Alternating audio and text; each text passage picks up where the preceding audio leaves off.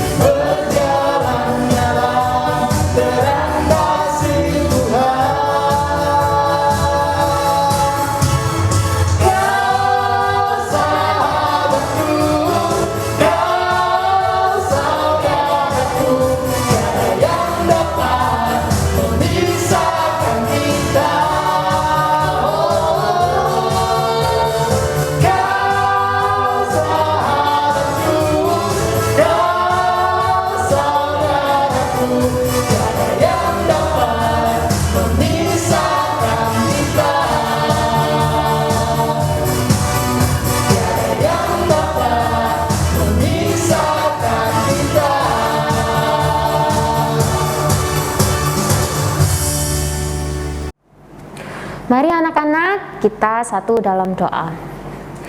Tuhan Yesus, terima kasih karena Tuhan sampai saat ini memberikan kami kesehatan dan memberikan kami selalu di dalam keadaan yang baik. Saat ini Tuhan, kami akan memulai aktivitas kami pada hari ini. Namun sebelum itu, izinkanlah kami untuk merenungkan sedikit dari firman Tuhan. Kiranya firman Tuhan ini bisa menjadi kekuatan di dalam kehidupan kami. Berfirmanlah ya Tuhan, kami siap untuk mendengarkan. Haleluya, amin.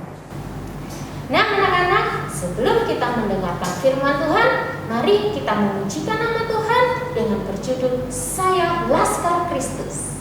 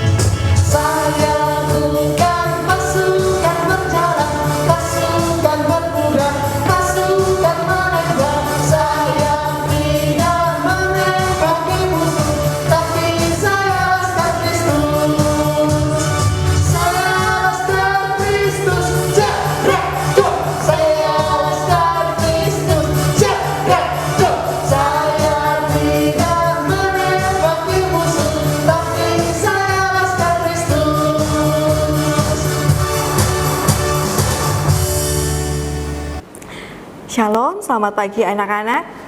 Renungan kita pada pagi hari ini terambil dari Yohanes 7 ayat 45 sampai 52. Dan ayat masnya terambil dari ayat 51. Apakah hukum Taurat kita menghukum seseorang sebelum ia didengar dan sebelum orang mengetahui apa yang telah dibuatnya? Demikianlah firman Tuhan. Anak-anak, tema kita pada pagi hari ini adalah Aku Pemberani. Pernahkah kalian melihat seorang teman yang diejek oleh teman-temannya? Nah, jika kalian pernah melihat itu, apa yang kalian lakukan? Apakah kalian diam saja dan membiarkan hal itu terjadi? Apakah kalian malah ikut-ikutan mengejeknya? Atau kalian memiliki sikap berani membela teman itu? Sikap berani inilah yang akan kita pelajari dari seorang tokoh seperti Nikodemus. Nikodemus adalah seorang pemuka agama Yahudi. Ia termasuk golongan orang Farisi. Anak-anak, sudah tahukah kalian orang Farisi itu apa? Orang Farisi adalah orang yang mengerti, paham, taat, dan mempraktekkan hukum Taurat secara ketat. Orang-orang Farisi pada zaman itu begitu tidak suka dengan kehadiran Yesus. Karena apa? Karena Yesus seringkali dianggap tidak taat pada hukum Taurat. Dan Nikodemus adalah salah satu di antara mereka, salah satu dari orang Farisi itu. Akan tetapi Nikodemus berbeda pemikirannya dengan orang-orang Farisi pada umumnya. Ia begitu meyakini bahwa Yesus adalah utusan Allah, hingga ia diam-diam pada malam hari menemui Yesus hanya untuk mengatakan hal itu, bahwa ia percaya Yesus adalah utusan Allah, adalah orang yang berkuasa dan Mesias itu. Tetapi kenapa ya Nikodemus menemui Yesus diam-diam dan pada malam hari?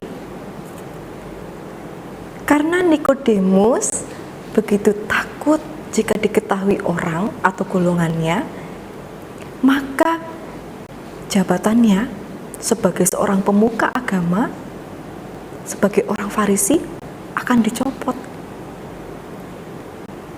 Nah, tetapi kemudian ia memilih sikap yang lain ketika ada perdebatan antara orang Farisi dan orang banyak.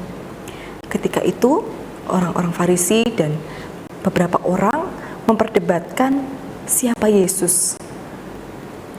Orang Farisi begitu kekeh bahwa Yesus ini bukan Mesias. Tetapi kemudian Nikodemus berani membela Yesus di hadapan orang banyak.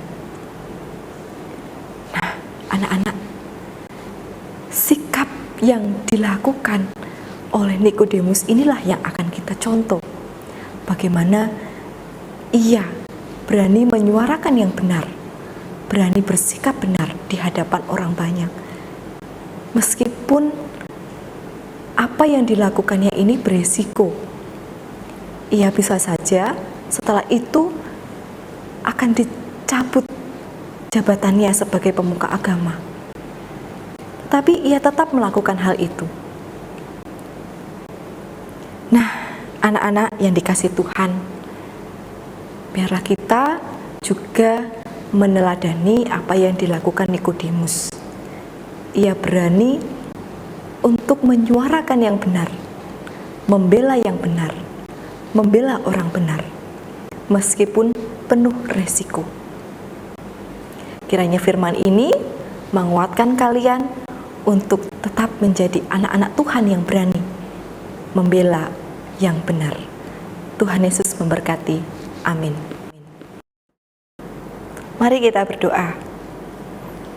Tuhan Yesus, terima kasih untuk firman-Mu pada pagi hari ini.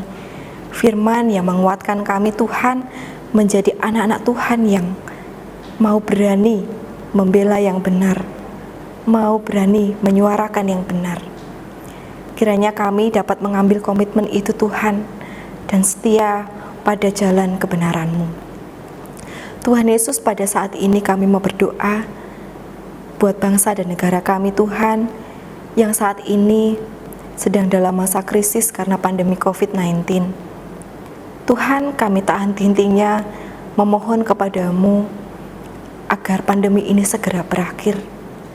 Tuhan mau juga memberikan hikmat dan kebijaksanaan bagi pemimpin-pemimpin kami, baik yang ada di pusat maupun daerah. Tuhan Yesus, kami juga mau berdoa bagi sekolah kami, SD Kristen Petra 12 ini. Biarlah sekolah ini mendatangkan kebaikan bagi banyak orang, mendatangkan berkat bagi banyak orang. Dan kami yang berada di sekolah ini, yang menuntut ilmu di tempat ini, biarlah Tuhan memberikan kepintaran dan kepandaian.